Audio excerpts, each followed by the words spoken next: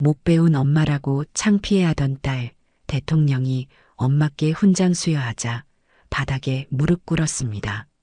제발 그만 좀 해요. 왜 하필 제가 다니는 회사에서 일을 하세요? 얼마나 창피한지 알아요? 29살 김민지가 어머니에게 소리쳤습니다. 대기업에 다니는 성공한 직장인 민지에게 청소부인 어머니는 그저 부끄러운 존재였어요. 하지만 6개월 후 민지는 전 국민이 지켜보는 가운데 어머니 앞에 무릎을 꿇게 됩니다.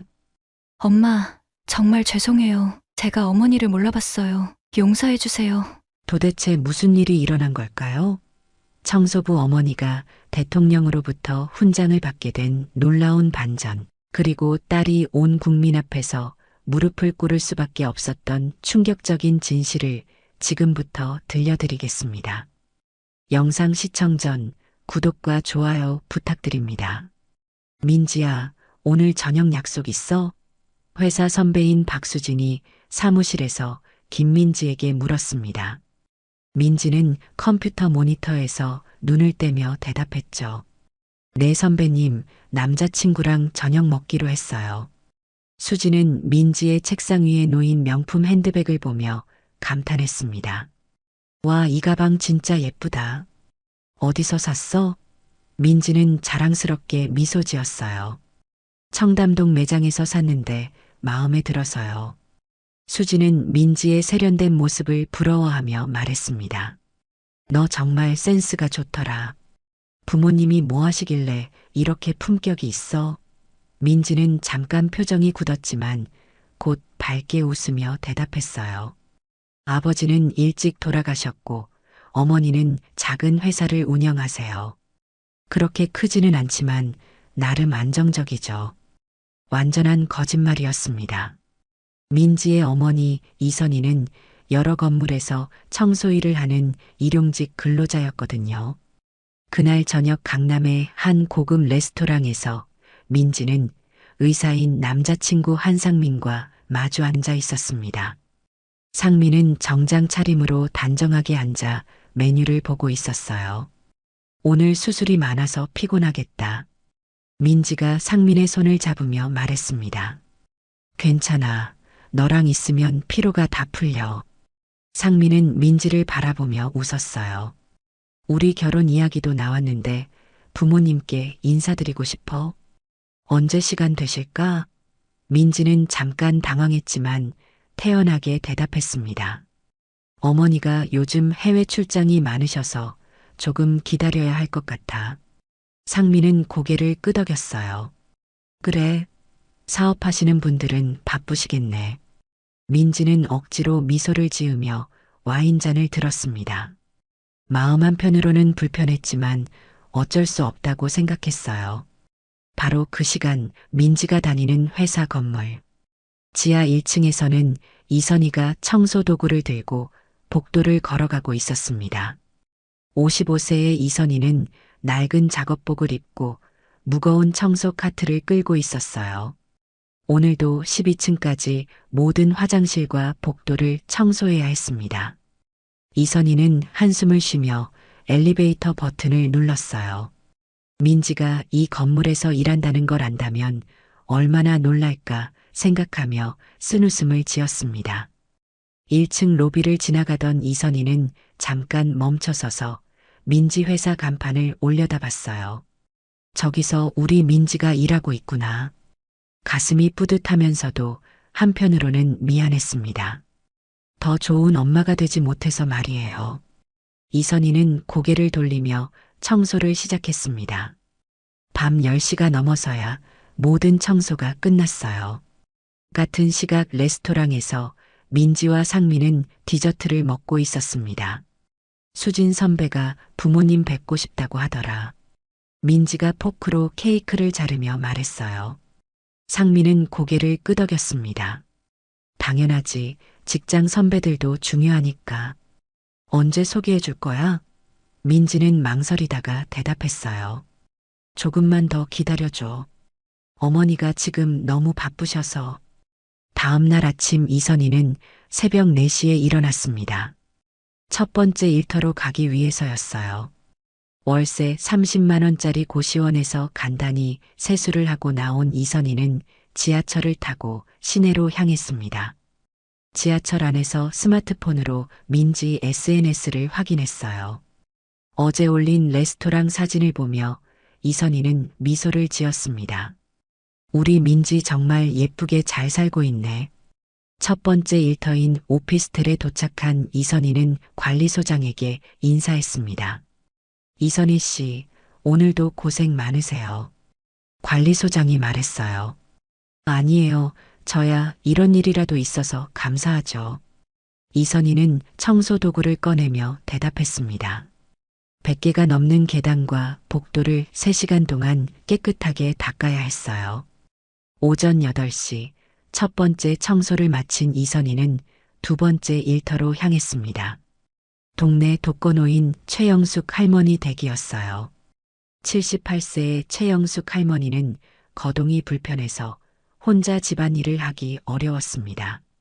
선이야, 또 왔구나. 최영숙 할머니가 반갑게 맞아주었어요. 할머니, 안녕하세요. 오늘 컨디션은 어떠세요? 이선희는 할머니의 손을 잡으며 물었습니다.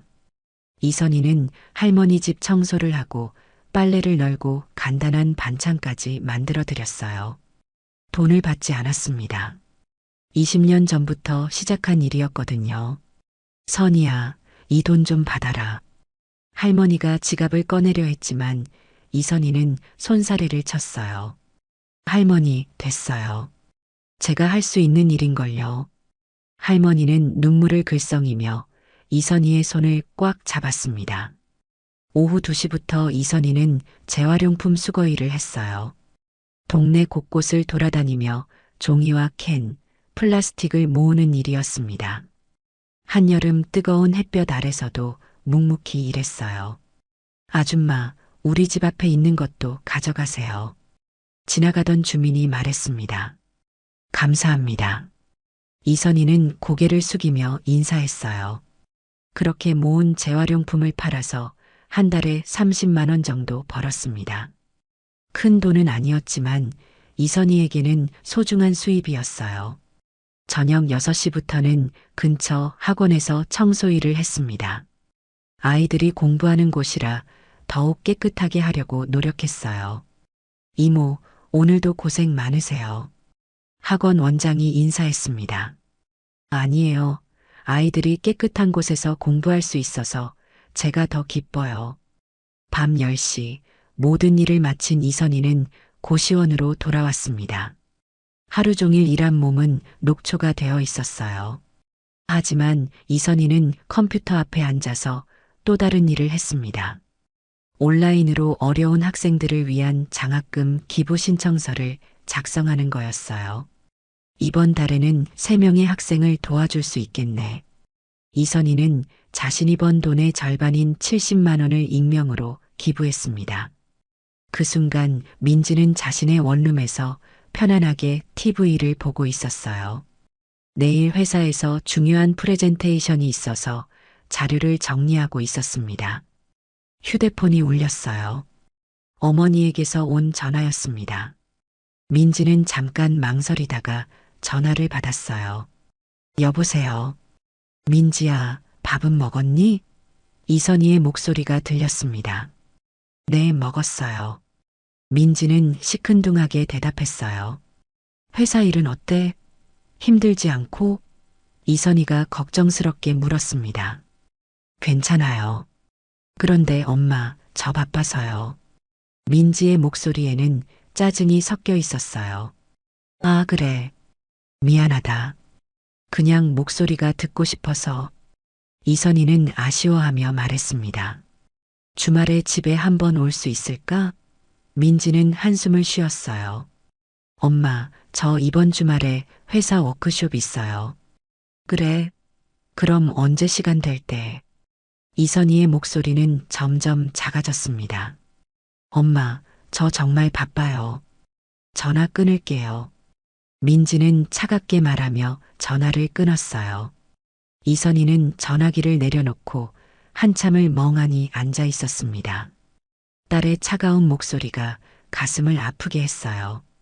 2주 후 어느 금요일 저녁 박수진은 야근을 마치고 회사를 나서고 있었습니다.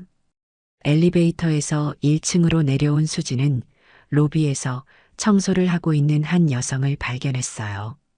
50대 중반으로 보이는 그 여성은 정말 민지와 닮아 있었습니다. 수진은 호기심에 그 여성에게 다가갔어요.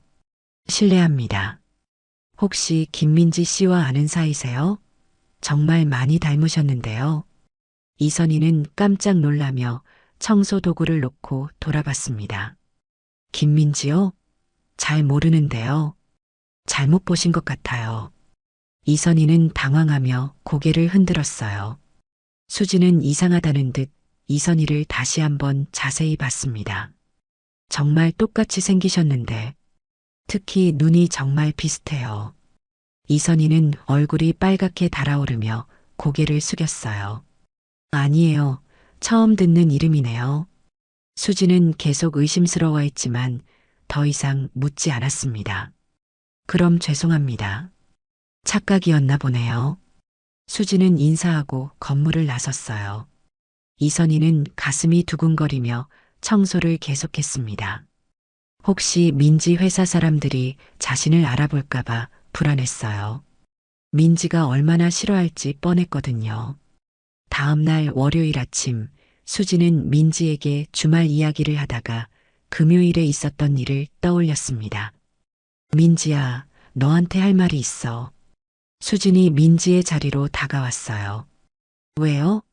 무슨 일이에요? 민지는 커피를 마시며 물었습니다. 어떻게 말해야 할지 모르겠는데. 지난 금요일에 야근하고 늦게 나가는데 1층에서 청소하시는 분이 있더라고. 그런데 그분이 너와 정말 많이 닮았어. 민지의 손이 떨렸습니다. 커피잔을 놓으며 애써 태연한 척했어요. 그래요? 신기하네요. 수지는 계속해서 말했습니다. 혹시 가족분 아니야? 그런데 너 부모님 회사 운영한다고 했잖아. 민지는 당황하며 얼굴이 빨갛게 달아올랐어요. 아, 그게 잘못 본 거 아닐까요? 세상에 닮은 사람이 한둘이겠어요. 수지는 민지의 반응이 이상하다고 생각했지만 더 이상 추궁하지 않았습니다. 그럴 수도 있겠네. 미안해, 괜한 말한 것 같아. 하지만 민지는 확신했어요. 그 사람이 어머니라는 것을요. 온종일 일에 집중할 수 없었습니다. 회사 사람들이 어머니를 봤다는 사실이 끔찍했어요. 퇴근길에 민지는 어머니에게 전화를 걸었습니다. 분노가 치밀어 올랐어요. 엄마, 지금 어디 계세요? 민지의 목소리는 차갑고 날카로웠습니다. 응? 민지야, 왜 그래? 엄마는 집에 있는데. 이선희는 놀란 목소리로 대답했어요. 거짓말하지 마세요. 우리 회사 와서 청소하고 있잖아요. 민지는 소리를 질렀습니다. 전화 너머로 이선희의 한숨소리가 들렸어요. 민지야. 이선희는 더 이상 부인할 수 없었습니다. 엄마, 제발 좀 해요. 왜 하필 제가 다니는 회사에서 일을 하세요? 얼마나 창피한지 알아요? 민지의 목소리는 분노로 떨리고 있었어요. 미안하다, 민지야. 엄마가 다른 일자리를 알아볼게. 이선희는 작은 목소리로 사과했습니다. 그게 문제가 아니에요. 회사 사람들이 다 알면 어떡해요? 저 정말 창피해서 못 살겠어요. 민지는 계속해서 화를 냈어요. 이선희는 전화기를 꽉 잡고 눈물을 참았습니다. 알겠다, 민지야. 엄마가 잘못했어. 미안해. 앞으로는 절대 그 근처에 가지 않을게. 민지는 여전히 화가 나 있었어요. 진짜 약속이에요. 다시는 우리 회사 근처에 오지 마세요. 알겠다. 약속한다. 이선희의 목소리는 점점 작아졌습니다. 그리고 앞으로 제 친구들이나 동료들 앞에서는 모르는 척 해주세요. 혹시 마주치더라도요. 민지의 말에 이선희의 가슴이 무너졌어요. 그럴게. 이선희는 간신히 대답했습니다. 진짜 약속이에요. 저 정말 힘들어요, 엄마. 미안하다, 민지야. 엄마가 부족해서 더 열심히 살게. 더 나은 사람이 되도록 노력할게. 이선희는 눈물을 흘리며 말했어요. 민지는 어머니의 사과를 듣고도 차갑게 대답했습니다. 그냥 제발 저한테 피해만 주지 마세요. 전화를 끊고 민지는 화난 마음을 달래려 했어요. 어쩔 수 없다고 자신을 위로했습니다. 이선희는 전화를 끊고 나서 한참을 울었습니다. 55세의 그녀에게 딸은 유일한 삶의 희망이었어요. 남편이 일찍 세상을 떠난 후 홀로 딸을 키우며 살아온 25년. 그 모든 것이 딸 하나 잘 키우기 위해서였는데 그 딸이 자신을 부끄러워한다는 사실이 가슴을 찢어 놓았습니다. 내가 정말 민지에게 부끄러운 엄마일까? 이선희는 거울을 봤어요. 거울에는 거칠어진 손과 구부정한 어깨, 고생으로 늙어버린 얼굴이 보였습니다. 젊었을 때는 예뻤던 얼굴도 이제는 주름투성이었어요.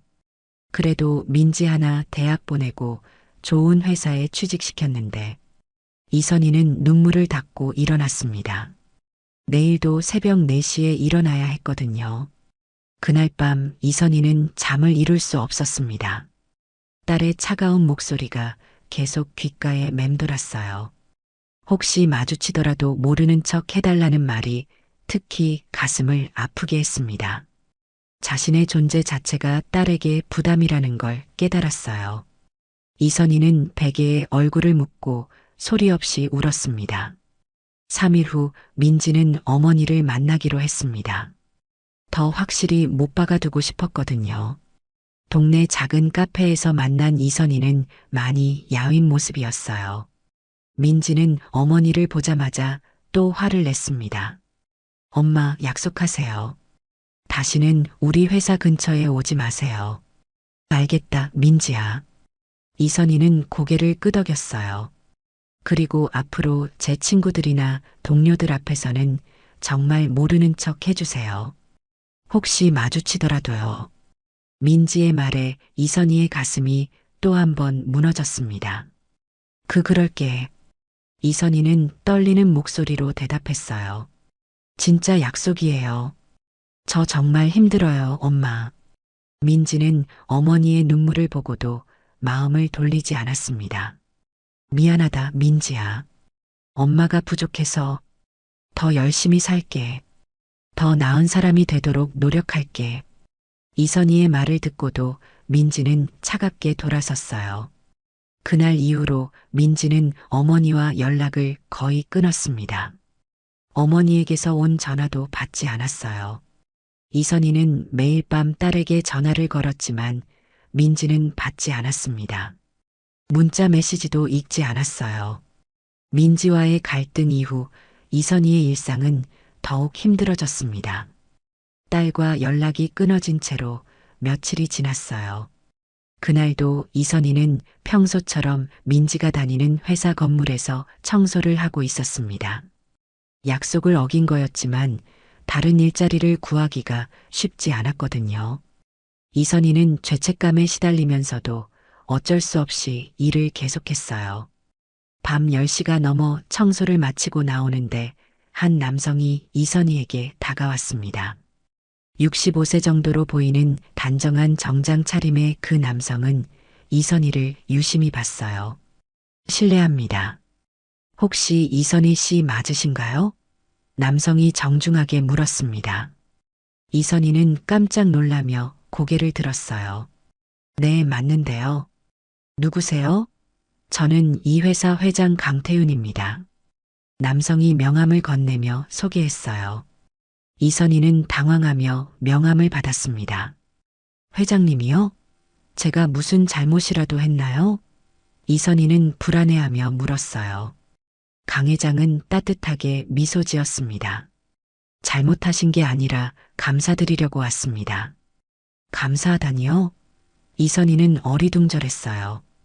강 회장은 이선희를 로비 소파로 안내했습니다. 앉으세요. 할 말이 있어서요. 이선희는 조심스럽게 소파 끝에 앉았어요. 강 회장도 마주 앉으며 말을 시작했습니다. 20년 전을 기억하세요? 이선희는 고개를 갸웃했어요. 20년 전이요? 그때 제 어머니가 치매에 걸리셨었어요. 강 회장의 목소리가 잔잔해졌습니다. 요양원에 모시려고 했는데 어머니가 싫어하셔서 집에서 모시게 됐죠. 그런데 제가 회사 일로 바빠서 어머니를 제대로 돌볼 수가 없었어요. 이선희는 강 회장의 말을 주의 깊게 들었습니다. 그때 이선희 씨가 나타나셨죠. 강 회장은 감사한 표정으로 말했어요. 아무것도 받지 않고 매일 와서 어머니를 돌봐주셨잖아요. 목욕도 시켜드리고 밥도 챙겨드리고. 이선희는 그제야 기억이 났습니다. 아, 그때 그 할머니요. 강 회장은 고개를 끄덕였어요. 네, 제 어머니셨습니다. 어머니가 돌아가시기 전까지 3년 동안 정말 감사했어요. 강 회장의 눈가가 촉촉해졌습니다. 이선희 씨 덕분에 어머니가 편안하게 지내셨거든요. 이선희는 손사래를 쳤어요. 아니에요. 제가 할 수 있는 일이었어요. 할머니가 너무 좋으셨거든요. 그 이후로 계속 이선희 씨를 찾고 있었어요. 강 회장이 말했습니다. 감사 인사도 제대로 못 드렸고 보답도 하지 못했거든요. 그런데 이렇게 다시 만나게 되다니. 이선희는 당황스러워했어요. 회장님, 저는 정말 아무것도 바라지 않고 한 일이에요. 알고 있습니다. 그래서 더 감사하죠. 강 회장은 진심 어린 표정으로 말했어요. 그런데 혹시 따님이 이 회사에 다니시나요? 이선희는 깜짝 놀랐습니다. 어떻게 아세요? 몇 번 뵌 적이 있어서요. 정말 훌륭한 직원이더군요. 강 회장이 말했어요. 이선희는 복잡한 표정이 됐습니다. 혹시 민지에게 말씀하시면 안 될까요? 제가 여기서 일한다는 걸 딸이 싫어해서요. 강 회장은 이선희의 표정을 보며 무언가를 짐작했어요. 무슨 일이 있으셨나요? 이선희는 눈물을 글썽이며 고개를 숙였습니다. 딸이 제가 부끄럽대요. 이선희는 작은 목소리로 말했어요. 청소하는 엄마가 창피하다고. 회사 사람들한테 들킬까봐 걱정한다고요. 강 회장은 놀란 표정을 지었습니다. 그런 말을 했다고요? 이선희는 고개를 끄덕였어요. 제가 부족한 엄마라서 그런가 봐요. 말도 안 되는 소리입니다. 강 회장이 단호하게 말했어요. 이선희 씨 같은 분이야말로 진정한 어머니죠. 이선희는 강 회장의 말에 위로를 받았지만 여전히 슬펐습니다. 그래도 딸 마음을 이해해야죠. 제가 정말 부족하니까요. 부족하다니요. 강 회장이 고개를 저었어요. 이선희 씨가 얼마나 훌륭한 분인지 제가 더 잘 알거든요. 20년 전부터 지금까지 이선희 씨가 하신 일들을 다 알고 있어요. 이선희는 의아해했습니다. 제가 한 일이 뭐가 있다고요? 동네 할머니들 돌보시는 것, 장학금 기부하시는 것, 모든 걸 알고 있어요. 강 회장의 말에 이선희는 깜짝 놀랐어요. 어떻게 아세요? 제가 계속 지켜보고 있었거든요. 언젠가 보답하고 싶어서요. 강 회장이 설명했습니다. 이선희는 당황스러워했어요. 저는 정말 아무것도 바라지 않고 한 일이에요. 알고 있습니다. 그래서 더 대단하신 거죠. 강 회장은 이선희의 손을 잡았어요. 제가 따님을 지켜보겠습니다. 이선희 씨 같은 어머니를 둔 따님이니까 분명 좋은 사람일 거예요. 회장님, 민지에게는 정말 말씀하지 마세요. 이선희가 간청했습니다. 알겠습니다.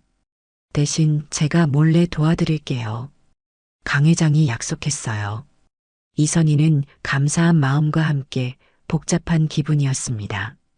딸은 자신을 부끄러워하는데 다른 사람이 자신을 인정해주니 기뻤지만 한편으로는 더 슬펐어요.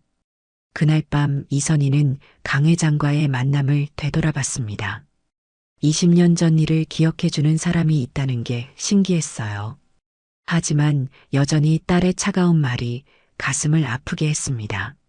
민지는 여전히 자신을 부끄러워하고 있었거든요. 강 회장과의 만남 이후에도 이선희의 일상은 바뀌지 않았습니다. 여전히 새벽 4시에 일어나서 하루 종일 일했어요. 첫 번째 일터인 오피스텔에서 청소를 마친 이선희는 두 번째 장소로 향했습니다. 78세 최영숙 할머니 댁이었어요. 이선희가 20년 넘게 돌보고 있는 독거노인 중 한 분이었습니다. 선희야 왔구나. 최영숙 할머니가 반갑게 맞아주었어요. 할머니, 어젯밤에 잘 주무셨어요? 이선희는 할머니의 안색을 살피며 물었습니다. 응, 내 덕분에 잘 잤어. 할머니는 이선희의 손을 잡았어요. 이선희는 할머니 집 청소를 시작했습니다. 거실과 방, 화장실까지 구석구석 깨끗하게 닦았어요. 청소를 마친 이선희는 부엌으로 가서 반찬을 만들기 시작했습니다. 할머니가 좋아하시는 된장찌개와 나물 반찬들이었어요. 선희야, 너까지 이렇게 해주면 미안해서 어떡하지? 할머니가 부엌으로 따라와서 말했습니다. 할머니, 괜찮아요. 제가 좋아서 하는 일이에요. 이선희는 반찬을 다 만들고 나서 할머니와 함께 점심을 먹었어요. 할머니는 이선희가 만든 음식을 맛있게 드셨습니다. 정말 맛있다. 우리 딸내미가 해준 것보다 더 맛있어. 할머니가 웃으며 말했어요. 이선희도 덩달아 웃었습니다. 할머니가 행복해 하시는 모습을 보는 게 좋았거든요. 점심을 마친 후 이선희는 할머니의 빨래를 했습니다. 손으로 정성스럽게 빨아서 널었어요. 선희야, 이 돈 좀 받아라. 할머니가 지갑을 꺼내려 했습니다. 할머니, 안 된다고 했잖아요. 저는 돈 받으러 오는 게 아니에요. 이선희는 할머니의 손을 막았어요. 그럼 내가 어떻게 보답을 하지? 할머니가 미안해하며 물었습니다. 할머니가 건강하시면 그게 제일 큰 보답이에요. 이선희는 진심으로 말했어요. 할머니는 눈물을 글썽이며 이선희를 바라봤습니다. 정말 천사 같은 아이야. 최영숙 할머니 댁을 나온 이선희는 곧바로 다른 할머니 댁으로 향했습니다. 82세 김순자 할머니였어요. 이 할머니도 혼자 살고 계셨고 이선희가 15년째 돌보고 있었습니다. 선희야, 기다리고 있었어. 김순자 할머니가 문을 열어주며 말했어요. 할머니, 몸은 좀 어떠세요? 이선희가 할머니의 손을 잡으며 물었습니다. 응, 괜찮아. 내가 와주니까 든든해. 할머니는 이선희를 집 안으로 안내했어요. 이선희는 이 집도 청소하고 설거지를 했습니다. 그리고 할머니와 함께 차를 마시며 이야기를 나눴어요. 우리 선희 딸은 어떻게 지내니? 김순자 할머니가 물었습니다. 이선희의 표정이 잠깐 어두워졌어요. 잘 지내요. 좋은 회사에 다니고 있어요. 그래, 정말 자랑스럽겠구나. 할머니는 이선희의 복잡한 표정을 눈치채지 못했습니다. 이선희는 억지로 미소를 지으며 고개를 끄덕였어요. 김순자 할머니 댁을 나온 이선희는 세 번째 장소로 갔습니다. 75세 박정순 할머니 댁이었어요. 이곳에서도 이선희는 똑같이 청소하고 밥을 해드리고 이야기 상대가 되어드렸습니다. 이런 식으로 이선희는 하루에 5명의 독거노인을 돌봤어요. 오후 3시가 되자 이선희는 재활용품 수거 일을 시작했습니다. 동네 곳곳을 돌아다니며 종이와 캔, 플라스틱을 모았어요. 무거운 수레를 끌고 다니는 일이었지만 이선희는 묵묵히 해냈습니다. 아줌마 고생 많으세요. 지나가던 주민들이 인사했어요. 아니에요, 괜찮아요. 이선희는 늘 밝게 대답했습니다. 저녁 6시부터는 학원에서 청소 일을 했어요. 아이들이 공부하는 곳이라 더욱 정성스럽게 청소했습니다. 이모, 오늘도 고생 많으세요. 학원 원장이 인사했어요. 아니에요. 아이들이 깨끗한 곳에서 공부할 수 있어서 제가 더 좋아요. 이선희는 웃으며 대답했습니다. 밤 10시 모든 일을 마친 이선희는 고시원으로 돌아왔습니다. 하지만 이선희의 하루는 아직 끝나지 않았어요. 컴퓨터 앞에 앉아서 장학금 기부 신청서를 작성했습니다. 이번 달에는 어떤 학생들을 도와줄까? 이선희는 신청서를 읽어보며 고민했어요. 가정 형편이 어려운 고등학생 3명과 대학생 2명을 선택했습니다. 총 80만 원을 기부하기로 했어요. 자신이 한 달에 버는 돈이 180만 원인데 그중 거의 절반을 기부하는 거였습니다. 이선희는 기부 신청서를 작성하며 뿌듯해했어요. 내가 직접 대학을 가지는 못했지만 다른 아이들이 공부할 수 있게 도와주는 게 기뻤거든요. 기부를 마친 이선희는 일기를 썼습니다. 오늘도 할머니들이 건강하셔서 다행이었다. 김순자 할머니가 감기 기운이 있으신 것 같아서 내일 약국에서 감기약을 사다 드려야겠다. 민지는 요즘 어떻게 지낼까? 연락이 없어서 걱정된다.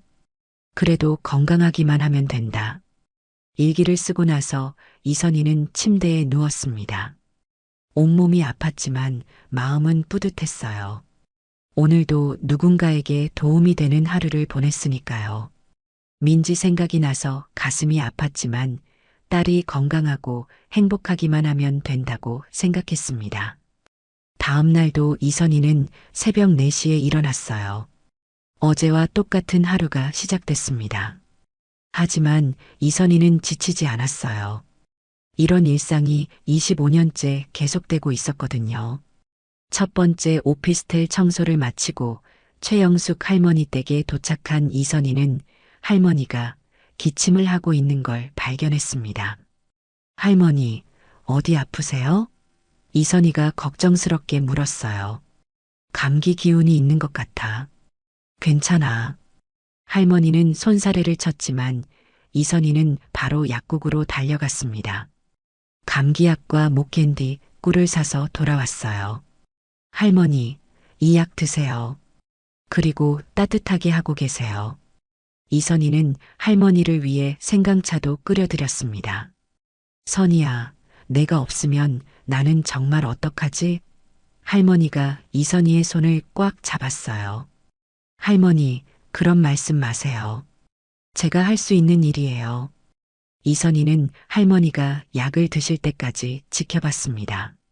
그날 저녁 이선희는 평소보다 늦게 집에 도착했어요. 할머니가 아프셔서 더 오래 머물렀거든요. 피곤했지만 마음은 든든했습니다. 컴퓨터를 켜서 오늘도 장학금 기부 사이트에 접속했어요. 새로운 신청서가 올라와 있었습니다.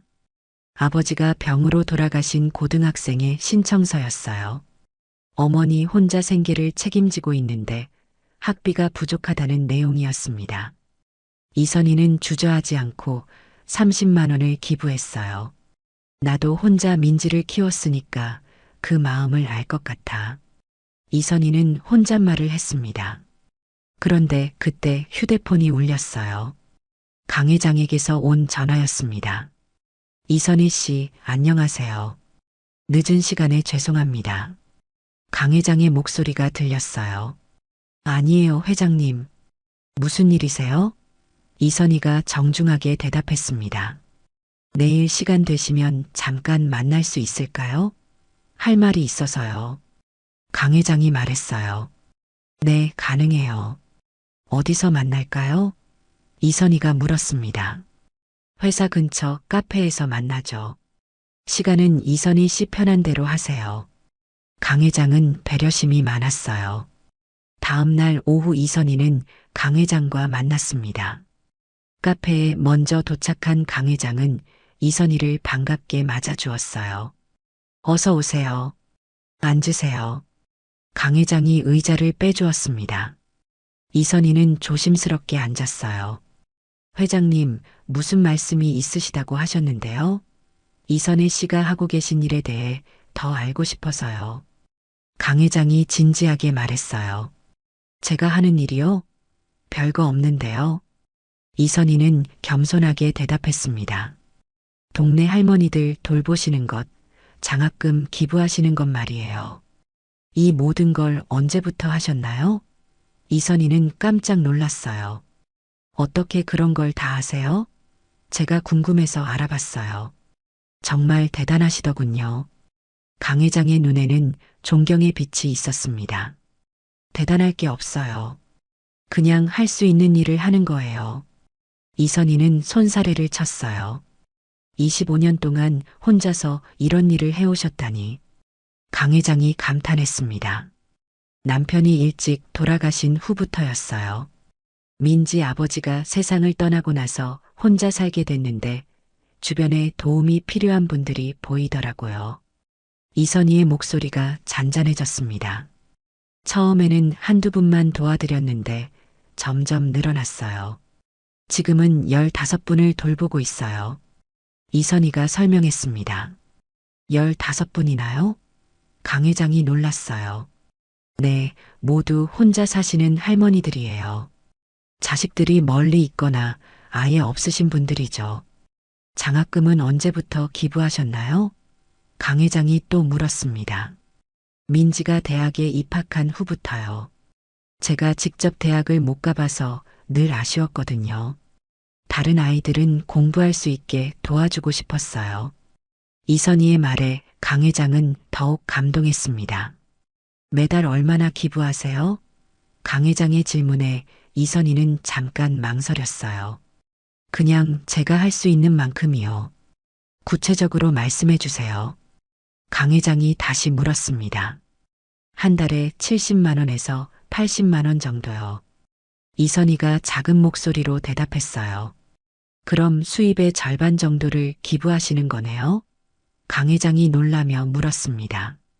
이선희는 고개를 끄덕였어요. 저는 혼자 살아서 많이 필요하지 않거든요. 다른 사람들이 더 필요할 것 같아서요. 강 회장은 할 말을 잃었습니다. 이런 분이 진짜 성인이구나 생각했어요. 민지와의 갈등 이후 6개월이 지났습니다. 민지는 여전히 어머니와 연락을 끊고 지냈어요. 어머니가 보낸 문자 메시지도 읽지 않았습니다. 그 사이 민지는 남자친구 상민과의 결혼 준비에 바빴어요. 상민은 계속해서 민지 어머니를 만나고 싶다고 했지만 민지는 계속 미뤘습니다. 민지야, 장모님께 언제 인사드릴 수 있을까? 상민이 다시 물었어요. 어머니가 아직 바쁘셔서 조금만 더 기다려줘. 민지는 똑같은 대답을 반복했습니다. 상민은 이상하다는 생각이 들기 시작했어요. 결혼 이야기가 나온 지 벌써 6개월인데 아직도 부모님을 못 만난다는 게 이해가 안 됐거든요. 혹시 부모님이 우리 결혼을 반대하시는 건 아니야? 상민이 걱정스럽게 물었습니다. 아니야, 그런 게 아니야. 그냥 시간이 안 맞는 거야. 민지는 애써 태연한 척했어요. 하지만 상민은 민지의 표정에서 뭔가 숨기고 있다는 걸 느꼈습니다. 그런 가운데 이선희는 딸의 결혼 소식을 우연히 알게 됐어요. 민지가 SNS에 약혼 반지 사진을 올린 걸 본 거였습니다. 우리 민지가 결혼한다고? 이선희는 기쁘면서도 슬펐어요. 딸의 인생에서 가장 중요한 순간에 자신이 없다는 게 가슴 아팠거든요. 이선희는 딸의 결혼 자금을 마련하고 싶었습니다. 비록 민지가 자신을 부끄러워하지만 그래도 딸은 딸이었어요. 어떻게든 도와주고 싶었습니다. 이선희는 더 많은 일을 하기로 결심했어요. 기존 일에 더해서 새벽 2시부터 시작하는 24시간 편의점 청소까지 맡았습니다. 새벽 2시에 일어나서 편의점 청소를 하고 4시부터는 오피스텔 청소, 오전 8시부터는 독거노인 돌봄, 오후에는 재활용품 수거, 저녁에는 학원 청소, 하루에 22시간을 일하는 스케줄이었어요. 이선희의 몸은 한계에 다다르고 있었지만 딸을 위해서라면 견딜 수 있다고 생각했습니다. 일주일이 지나자 이선희는 급격히 살이 빠졌어요. 제대로 된 식사도 할 시간이 없었거든요. 독거노인 할머니들이 이선희의 변화를 알아챘습니다. 선희야, 너 요즘 많이 야윈 것 같은데 괜찮니? 최영숙 할머니가 걱정스럽게 물었어요. 네, 괜찮아요, 할머니. 이선희는 억지로 미소를 지었습니다. 하지만 할머니들은 이선희가 평소와 다르다는 걸 느꼈어요. 얼굴이 헬쑥하고 힘이 없어 보였거든요. 선희야, 너 자신도 좀 챙겨라. 김순자 할머니도 걱정했습니다. 이선희는 할머니들의 걱정을 애써 무시했어요. 민지 결혼자금 1,000만 원을 모으는 게 목표였거든요. 지금 페이스로 하면 6개월 후에는 목돈을 만들 수 있을 것 같았습니다. 딸이 부끄러워하더라도 뒤에서라도 도와주고 싶었어요. 2주째 되는 날, 이선희는 재활용품을 수거하다가 갑자기 어지러움을 느꼈습니다. 잠깐만, 왜 이러지? 이선희는 수레를 잡고 잠깐 쉬었어요. 하지만 곧 괜찮아졌기 때문에 계속 일했습니다. 몸이 보내는 경고 신호였지만 이선희는 무시했어요. 3주째 되던 어느 날 오후 이선희는 길에서 쓰러졌습니다. 재활용품을 수거하던 중 갑자기 의식을 잃은 거였어요. 지나가던 주민이 119에 신고했습니다. 아줌마가 쓰러졌어요. 빨리 와주세요. 이선희는 구급차에 실려 병원으로 옮겨졌습니다. 응급실에서 깨어난 이선희는 의사의 설명을 들었어요. 극심한 영양실조와 과로로 쓰러지신 겁니다. 당장 입원하셔야 해요. 의사가 진지하게 말했습니다. 괜찮아요. 집에 가서 쉬면 나을 거예요. 이선희는 일어나려 했지만 몸에 힘이 없었어요. 보호자가 어디 계세요? 의사가 물었습니다. 혼자 왔습니다. 이선희는 작은 목소리로 대답했어요. 혼자요? 이 상태로는 혼자 있으면 안 됩니다. 의사는 걱정스러워했습니다. 정말 괜찮아요. 제가 알아서 할게요. 이선희는 딸에게 연락할 생각을 하지 못했어요. 그때 강 회장이 응급실에 나타났습니다. 이선희 씨가 쓰러졌다는 소식을 들었거든요. 이선희 씨, 괜찮으세요? 강 회장이 달려와서 물었어요. 회장님, 어떻게 여기에? 이선희는 놀라며 물었습니다. 동네 분이 연락해 주셨어요. 정말 많이 놀랐습니다. 의사는 강 회장을 보호자로 알고 상황을 설명했어요. 환자분이 극도로 무리하셨나 봅니다. 몸무게도 많이 줄었고 혈압도 위험할 정도로 높아요. 강 회장은 충격을 받았습니다. 이선희가 이렇게까지 무리하고 있었다니요. 입원은 얼마나 해야 하나요? 강 회장이 물었어요. 최소 일주일은 입원하셔야 합니다. 계속 이런 식으로 지내시면 생명이 위험할 수도 있어요. 의사의 말에 강 회장은 더욱 걱정됐습니다. 이선희 씨, 따님께 연락드려야 하지 않을까요? 안 돼요. 민지에게는 말하지 마세요. 이선희가 간청했어요. 딸에게 걱정 끼치고 싶지 않았거든요. 하지만 이런 상황인데 어떻게 말 안 할 수 있어요? 강 회장이 걱정스럽게 물었습니다. 제발 부탁이에요. 민지는 저를 부끄러워해요. 이런 일로 더 힘들게 하고 싶지 않아요. 강 회장은 이선희의 말에 가슴이 아팠습니다. 이렇게 훌륭한 어머니를 딸이 부끄러워한다니요. 알겠습니다. 대신 제가 병원비는 처리하겠습니다. 강 회장이 말했어요.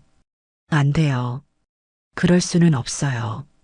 이선희가 손사래를 쳤지만 강 회장은 이미 마음을 정했습니다. 이선희가 입원한 지 3일째 되는 날 MBC 방송국의 조 기자가 이선희를 찾아왔습니다. 조 기자는 이선희의 봉사활동에 대한 소문을 듣고 취재를 원했어요. 이선희 씨, 안녕하세요. 저는 MBC 조 기자입니다. 조 기자가 명함을 내밀며 인사했습니다. 기자요? 저한테 무슨 일이세요? 이선희는 당황했어요. 이선희 씨의 봉사활동에 대해 취재하고 싶어서 왔습니다. 주변에서 정말 대단한 분이라고 하더군요. 조 기자가 설명했습니다. 제가 뭘 대단한 일을 했다고요. 이선희는 손사래를 쳤어요. 20여 년 동안 독거노인 15명을 돌보시고 3억 원 넘게 장학금을 기부하신 게 대단하지 않나요? 조 기자의 말에 이선희는 깜짝 놀랐습니다. 어떻게 그런 걸 알았어요? 지역 주민들과 사회복지사들이 모두 이선희 씨 이야기를 하더군요. 숨은 영웅이라고요. 저는 그냥 할 수 있는 일을 한 것뿐이에요. 이선희는 겸손하게 말했어요. 하지만 조 기자는 이미 이선희에 대한 자료를 충분히 수집해 놨습니다. 방송으로 내보내고 싶은데 허락해 주시겠어요? 안 돼요. 저는 그런 거 싫어해요. 이선희는 단호하게 거절했습니다. 왜 거절하시는 거죠? 이런 좋은 일은 알려져야 해요. 조 기자가 설득했지만 이선희는 고개를 저었어요. 저는 정말 그런 거 원하지 않아요. 그냥 조용히 살고 싶어요. 하지만 조 기자는 포기하지 않았습니다. 생각해 보시고 연락 주세요. 조 기자는 명함을 놓고 갔어요. 같은 시간 민지는 회사에서 상민과 점심을 먹고 있었습니다. 결혼 준비 이야기를 하던 중이었어요. 민지야, 이번 주말에는 정말 부모님께 인사드리고 싶어. 상민이 다시 말했습니다. 민지는 또 핑계를 대려 했어요. 어머니가 지금 출장 중이라서. 벌써 몇 달째 같은 말이야. 정말 이상해. 상민의 목소리에 짜증이 섞여 있었어요. 혹시 나한테 숨기는 게 있는 거야? 민지는 당황했습니다. 무슨 말이야? 숨길 게 뭐가 있어? 그럼 언제 만날 수 있는지 확실히 말해줘. 상민이 다그쳤어요. 민지는 더 이상 핑계를 댈 수 없었습니다. 그때 상민의 휴대폰이 울렸어요. 병원에서 온 전화였습니다. 네, 한상민입니다. 응급실요? 지금 가겠습니다. 상민은 급하게 일어났어요. 응급실에 응급환자가 왔어. 먼저 가볼게. 민지는 혼자 남겨졌습니다. 그날 저녁 민지는 집에서 TV를 보고 있었어요. 그런데 9시 뉴스에서 충격적인 내용이 나왔습니다. 다음은 따뜻한 이웃 소식입니다. 서울 강북구에 사는 이선희 씨는 25년 동안 독거노인들을 돌보며 살아온 숨은 영웅입니다. 민지는 TV를 똑바로 봤어요. 화면에는 이선희가 할머니들을 돌보는 모습이 나왔습니다. 이선희 씨는 혼자서 15명의 독거노인을 돌보고 계십니다. 돈을 받지 않고 20년 넘게 해온 일입니다. 민지는 믿을 수 없었어요. 어머니가 그런 일을 하고 있었다니요. 또한 이선희 씨는 지금까지 3억 원이 넘는 돈을 장학금으로 기부하셨습니다. 자신은 월세 30만 원짜리 고시원에서 살면서 말입니다. 화면에는 이선희의 후줄근한 고시원이 나왔어요. 민지는 충격을 받았습니다. 어머니가 그런 곳에서 살고 있었다니요. 하지만 이선희 씨는 최근 과로로 쓰러져 현재 병원에 입원 중입니다. 그동안 너무 무리하신 것 같습니다. 민지는 TV 앞에서 얼어붙었어요. 어머니가 병원에 입원했다고? 왜 연락을 안 했을까? 민지는 급하게 어머니에게 전화를 걸었지만 받지 않았습니다. 민지는 방송국에 전화를 걸어서 어느 병원인지 물어봤어요. 그리고 급하게 병원으로 달려갔습니다. 병원에 도착한 민지는 강 회장과 마주쳤어요. 민지 씨? 강 회장이 놀라며 말했습니다. 회장님? 어머니는 어디 계세요? 민지가 다급하게 물었어요. 3층 병실에 계십니다. 강 회장이 안내해 주었어요. 민지는 뛰다시피 병실로 향했습니다. 병실 문을 열고 들어간 민지는 헬쑥해진 어머니를 봤어요. 엄마, 민지가 외쳤습니다. 민지야? 내가 왜 여기에? 이선희는 놀라며 일어나려 했어요. 엄마, 왜 아프다고 말 안 했어요? 민지는 눈물을 흘리며 물었습니다. 괜찮다, 민지야. 엄마는 괜찮아. 이선희는 딸을 달랬어요. 괜찮기는요. TV에서 다 봤어요. 엄마가 얼마나 힘들게 사셨는지. 민지는 어머니의 손을 잡고 울었습니다. TV에서 뭘 봤다고? 이선희가 물었어요. 어머니가 25년 동안 할머니들 돌보신 것, 3억 원 기부하신 것 다 나왔어요. 민지의 말에 이선희는 당황했습니다. 그런 게 방송에 나왔다고? 엄마, 제가 정말 죄송해요. 민지는 어머니 앞에서 무릎을 꿇었어요. 민지야, 왜 이래? 일어나. 이선희가 당황하며 딸을 일으키려 했습니다. 제가 어머니를 너무 몰랐어요. 어머니가 얼마나 훌륭한 분인지도 모르고. 민지는 계속 울었어요. 그때 강 회장이 병실로 들어왔습니다. 실례합니다. 할 말이 있어서요. 민지 씨, 어머니가 얼마나 대단한 분인지 아시나요? 강 회장이 민지에게 말했어요. 20년 전 제 어머니도 이선희 씨가 돌봐주셨거든요. 아무것도 받지 않고 3년 동안이나요. 민지는 더욱 놀랐습니다. 그런 일이 있었다니요. 이선희 씨는 제가 아는 가장 훌륭한 분입니다. 강 회장이 계속 말했어요. 그런 어머니를 부끄러워하다니 정말 이해할 수 없습니다. 강 회장의 말에 민지는 더욱 부끄러워졌어요. 회장님 말씀이 맞아요. 제가 정말 어리석었어요. MBC 뉴스가 방송된 후 이선희의 이야기는 전국적으로 퍼졌습니다. 다른 방송국들도 이선희를 취재했고 신문에도 큰 기사가 실렸어요. 25년간 숨은 봉사, 3억 원 기부한 청소부 할머니라는 제목이었습니다. 전국에서 이선희를 응원하는 목소리가 쏟아졌어요. 청와대에서도 이선희의 이야기를 접했습니다. 대통령이 직접 지시를 내렸어요. 이런 분야말로 우리 사회가 본받아야 할 뿐입니다. 국민 포장을 수여하도록 하세요. 며칠 후 청와대에서 이선희에게 전화가 왔습니다. 이선희 씨 맞으신가요? 청와대 비서실입니다. 청와대요? 이선희는 믿을 수 없었어요.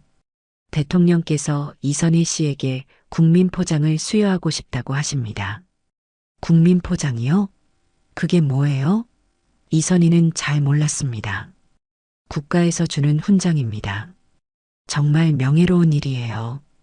담당자가 설명해 주었어요. 저 같은 사람이 그런 걸 받아도 되나요? 이선희는 여전히 믿기지 않았어요. 당연히 받으셔야 합니다. 이런 분야말로 진정한 국민입니다. 담당자는 확신에 차서 말했습니다. 시상식은 다음 주 화요일입니다. 가족분들도 함께 오시면 됩니다. 전화를 끊고 이선희는 민지에게 말했어요. 민지야, 청와대에서 훈장을 준다는데 어떡하지? 정말요? 대단해요, 엄마. 민지는 진심으로 기뻐했습니다. 그런데 가족이 함께 오라는데 민지도 갈 수 있어? 이선희가 조심스럽게 물었어요. 당연히 가야죠. 저도 같이 가고 싶어요. 민지는 어머니의 손을 꽉 잡았습니다. 그리고 상민도 함께 갔으면 좋겠어요. 민지가 덧붙였어요. 상민이? 괜찮을까? 이선희는 걱정했습니다. 괜찮아요. 상민도 어머니를 뵙고 싶어 했거든요. 그날 저녁 민지는 상민에게 모든 걸 털어놨습니다. 상민아, 사실 숨긴 게 있어. 민지는 진지하게 말했어요. 뭔데? 상민이 궁금해했습니다. 우리 어머니가 회사 운영하시는 게 아니야. 청소 일을 하셔. 민지의 고백에 상민은 잠깐 놀랐어요. 그래서 계속 만나지 못하게 한 거야? 상민이 물었습니다. 응, 미안해. 부끄러워서 그랬어. 민지는 고개를 숙였어요. 그런데 TV 뉴스 봤어? 상민이 물었습니다. 봤어. 그분이 내 어머니시구나. 정말 대단하신 분이더라. 상민의 반응은 민지가 예상한 것과 달랐어요. 화 안 나? 민지가 조심스럽게 물었습니다. 왜 화가 나? 오히려 자랑스러운데. 그런 어머니를 둔 내가 부러워. 상민은 진심으로 말했어요. 정말? 민지는 믿기지 않았습니다. 당연하지. 장모님 같은 분의 사위가 되는 게 영광이야. 다음 날 회사에서도 이선희 이야기가 화제였습니다. 수진이 민지에게 다가왔어요. 민지야, 어제 TV에 나온 분 봤어? 정말 감동적이더라. 민지는 잠깐 망설이다가 대답했습니다. 수진 선배, 사실 그분이 제 어머니예요. 수진은 깜짝 놀랐어요. 정말? 그럼 그때 내가 본 분이 정말 내 어머니였구나. 수진이 놀라며 말했습니다. 네, 맞아요. 그때 거짓말해서 죄송해요. 민지는 진심으로 사과했어요. 거짓말? 왜 거짓말을 했어? 수진이 이해할 수 없다는 표정으로 물었습니다. 부끄러워서요. 청소하시는 엄마가 창피했어요. 민지의 고백에 수진은 할 말을 잃었습니다. 민지야, 너 정말 바보구나. 그런 어머니를 부끄러워하다니. 수진은 민지를 나무랐어요. 저도 이제 알아요. 제가 정말 어리석었다는 걸. 회사 전체에 소문이 퍼졌습니다. 마케팅팀 김민지 씨 어머니가 국민포장을 받는다는 소식이었어요. 동료들이 민지를 축하해 주었습니다. 민지 씨, 정말 자랑스러우시겠어요. 그런 어머니를 두시다니. 민지는 이제야 어머니를 자랑스러워할 수 있었어요. 강 회장도 민지를 불렀습니다. 민지 씨, 어머니 정말 대단하십니다. 회장님도 뉴스 보셨나요? 민지가 물었어요. 물론이죠. 그런데 사실 저는 진작부터 어머니를 알고 있었어요. 강 회장의 말에 민지는 놀랐습니다. 20년 전부터 인연이 있었거든요. 강 회장이 설명해 주었어요. 제 어머니를 돌봐주신 분이세요. 정말요? 민지는 처음 듣는 이야기였습니다. 그래서 제가 몰래 어머니를 도와드리고 있었어요. 어머니가 쓰러지셨을 때도 제가 병원비를 처리했고요. 민지는 강 회장의 말에 더욱 감동했습니다. 어머니 주변에는 이렇게 많은 사람들이 있었구나. 회장님, 감사합니다. 민지는 깊이 인사했어요. 천만에요. 앞으로도 어머니를 잘 모시세요. 그런 어머니를 둔 게 정말 복이에요. 강 회장은 진심으로 말했습니다. 시상식 전날 밤 이선희는 잠을 이룰 수 없었습니다. 내가 정말 그런 상을 받을 자격이 있을까? 이선희는 계속 고민했어요. 민지가 어머니 옆에 앉았습니다. 엄마 못 주무세요? 응, 떨려서 잠이 안 와. 이선희가 대답했어요. 엄마가 받아 마땅한 상이에요. 제가 보장할게요. 민지는 어머니를 위로했습니다. 민지야, 엄마가 미안해. 그동안 부끄러운 엄마였지? 이선희가 미안해하며 말했어요. 엄마, 그런 말씀 마세요. 부끄러운 건 저였어요. 어머니는 제 자랑이에요. 정말? 민지는 정말 그렇게 생각해? 이선희가 물었습니다. 당연해요. 전 세계에서 제일 자랑스러운 엄마예요. 민지는 어머니를 꽉 안았어요. 이선희는 딸의 품에서 행복한 눈물을 흘렸습니다. 드디어 국민포장 수여식 날이 왔습니다. 청와대 영빈관에는 많은 사람들이 모여 있었어요. 기자들과 시민들, 그리고 이선희를 응원하는 사람들이었습니다. 이선희는 평생 처음 입어보는 정장을 입고 긴장한 채로 앉아 있었어요. 민지와 상민이 양옆에서 어머니를 격려했습니다. 엄마, 긴장하지 마세요. 민지가 어머니의 손을 잡았어요. 그래도 떨려. 이런 큰 자리는 처음이야. 이선희는 작은 목소리로 말했습니다. 장모님, 당당하세요. 장모님이 받아 마땅한 상이에요.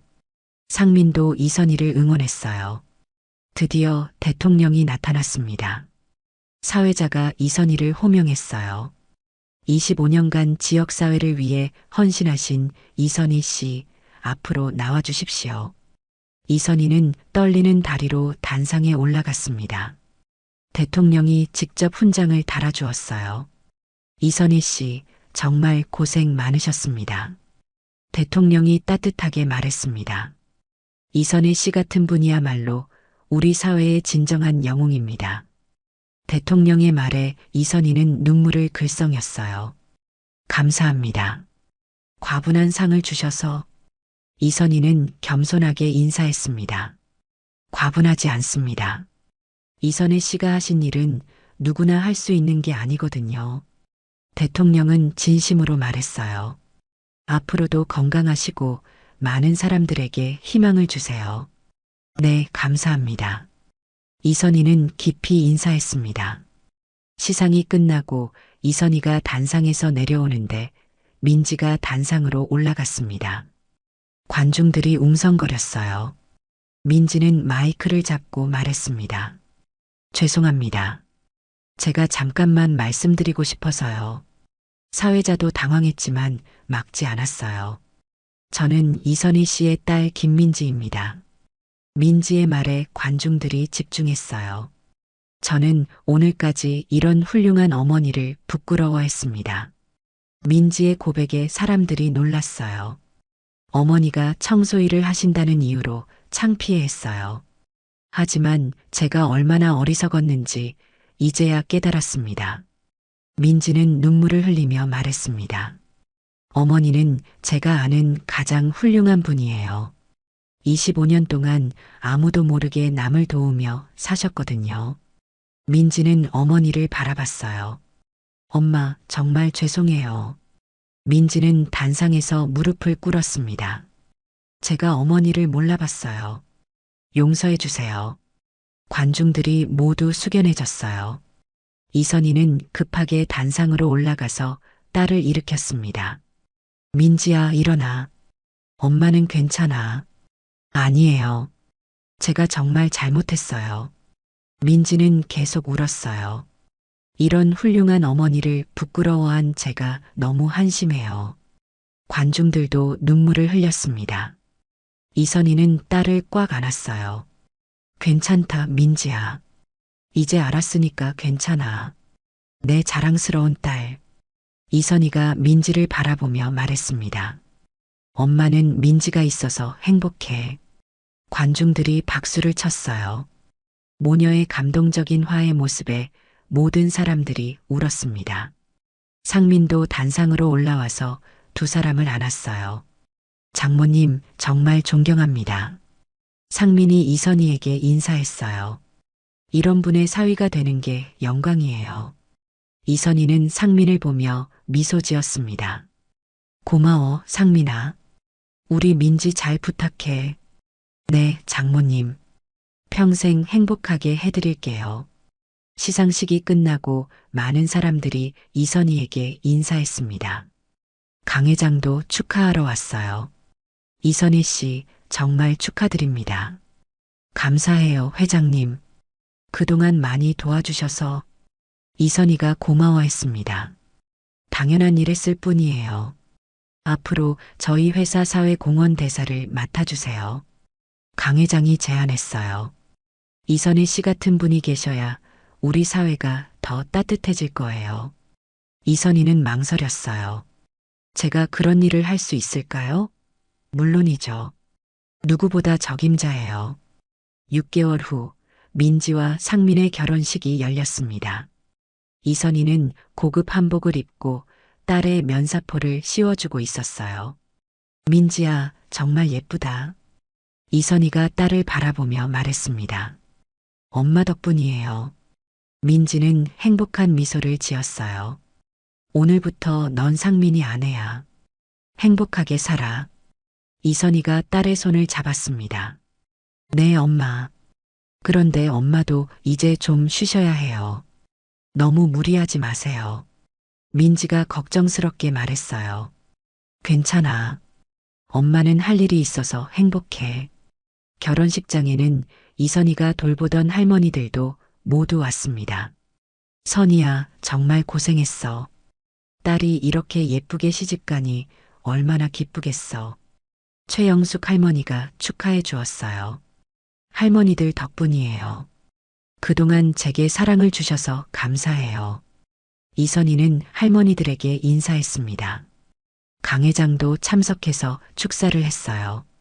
오늘 신부의 어머니는 우리 사회의 귀감이 되는 분입니다. 이런 어머니에게서 자란 신부와 신랑이 행복한 가정을 이룰 거라 확신합니다. 하객들이 박수를 쳤어요. 식이 끝나고 이선희는 상민과 단둘이 이야기했습니다. 상민아, 우리 민지 부탁해. 민지가 어릴 때부터 고생만 시켰거든. 장모님, 걱정하지 마세요. 평생 행복하게 해드릴게요. 상민은 진심으로 약속했어요. 그리고 장모님도 이제 좀 편하게 사세요. 상민이 덧붙였습니다. 저희가 모실 테니까 고시원에서 나오세요. 아니야, 난 괜찮아. 할 일이 많거든. 이선희는 손사래를 쳤어요. 하지만 마음은 따뜻했습니다. 그날 밤 이선희는 새로운 일기를 썼습니다. 오늘 민지가 결혼했다. 정말 예쁜 신부였다. 상민이도 좋은 사람 같아서 안심된다. 그동안 내가 부족한 엄마였는데 민지가 이렇게 잘 자라줘서 고맙다. 앞으로도 더 많은 사람들을 도우며 살아가야겠다. 내가 받은 사랑을 다른 사람들에게 나누어 주면서. 오늘 이야기가 좋으셨다면 구독과 댓글, 알람 설정 잊지 마시고 소중한 댓글 하나가 정말 큰 힘이 됩니다. 시청해 주셔서 진심으로 감사드립니다.